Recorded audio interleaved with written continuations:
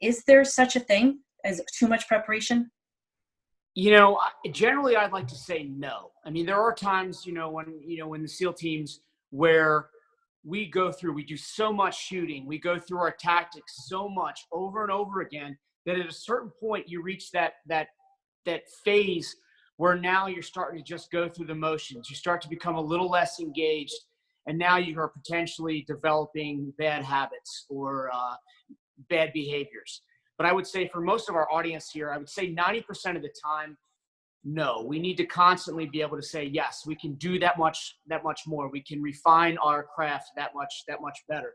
But there is a distinction we need to make between being hungry, being able to not be satisfied with the status quo, always being able to deliver something that much better, with going into a situation not feeling confident and not feeling prepared. There's a big difference.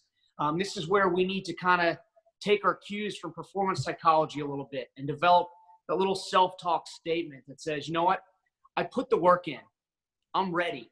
Whatever obstacles land in my path, I'm still going to be able to go around them because I know my stuff and I'm going to succeed and I'm going to win. Yeah. So it's less about having the perfect script and the perfect plan, because you can't anticipate and prepare for everything that might happen in a conversation, for example. But you can practice different scenarios, which is one of the things that I think you just mentioned. Is there's a lot of practice that goes into this before you enter into a field situation, and you're actually drilling those things that might happen. Is that about right?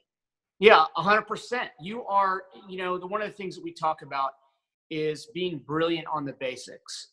So that is the fundamental mastery of all the most basic aspects of your craft. And so whether it be, your business model, whether it's your product, and also to include your competitor's business model and products, is you need to know that in your sleep, because you don't want to be thinking of that when all of a sudden somebody throws a question that you haven't anticipated.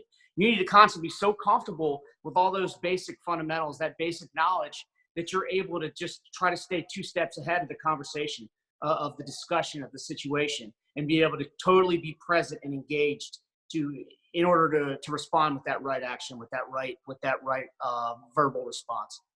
I'm so glad that you said that, because that is one of the things that I find that I say a lot to salespeople as well, is you can't script everything that's going to happen, but knowing the basics is important. And I've even gotten some pushback from that where I'm keeping reinforcing the basics. And some people will say, well, people who are veterans who've been doing this a while, they don't need to keep refreshing the basics. They should know these by now. But it sounds like what you're saying is that's actually a constant refining and mastering the basics that actually gets you to that next level, not anything complicated. Well, for example, we come back from a combat deployment where we're running around at a very high level with our hair on fire, doing things, doing speed and maybe getting a little sloppy. When we come back to start our next training cycle for our next deployment, we break everything down to absolutely the crawl stage, down to the basic fundamentals, and we drill on those. Mm-hmm. And so we do that over and over again. And I think in terms of being prepared, one of the things you mentioned is what we call contingency planning, is that we are always considering what happens when things go off a script. And we can't always anticipate every possible, course of action that could happen.